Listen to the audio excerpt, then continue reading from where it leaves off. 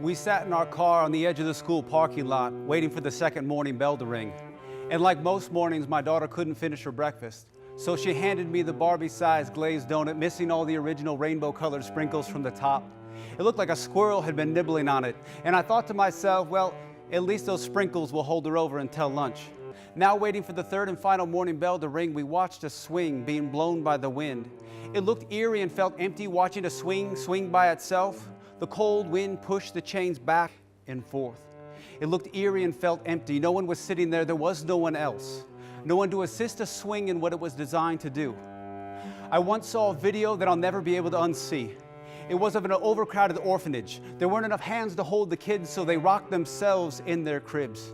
And I thought to myself, what their hearts and minds must have replayed thousands of times, that there has to be someone coming. There has to be someone to help.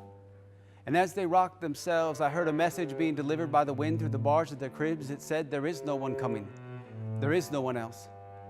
And my heart aches for little babies whose bodies have never felt rockabye, so I wrote this anthem for them, for the unheld and the almost aged out, for little babies whose bodies needed a voice to cry out, for little earlobes that have never heard I love you, shoulders that have never felt I got you, for little hands that go unheld, for little shoelaces untied, to their eyelids only witnesses to how often they cried. This is their anthem. And I hope the sadness drips in your heart like it does mine, like a faucet from the other room, tapping, echoing, constantly reminding your mind they are out there right this second. And I can't look at a kid like, sorry kid, looks like life just dealt you a game of solitaire. You're gonna have to play this hand by yourself. All the adults are busy doing something else.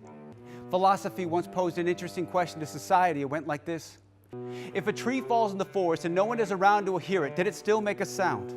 Let me answer a question with a question. If a child in an orphanage cries out and no one is around, did they still make a sound? How do we not hear over 100,000 voices around this country, over 1 million voices around the world? Maybe they need to borrow our voices until they can find their own. Would you have the courage to have a conversation about an orphan this week? I know it's not a topic that makes it to the table, even though being fathers of the fatherless, mothers of the motherless, and defending the cause of the orphan is supposed to be somewhere at the top of the list. And I don't even know what the answer is. I'm just tired of pretending like they don't exist. And as long as little kids continue to rock themselves in their cribs, I'll keep repeating this anthem, an anthem for the unheld.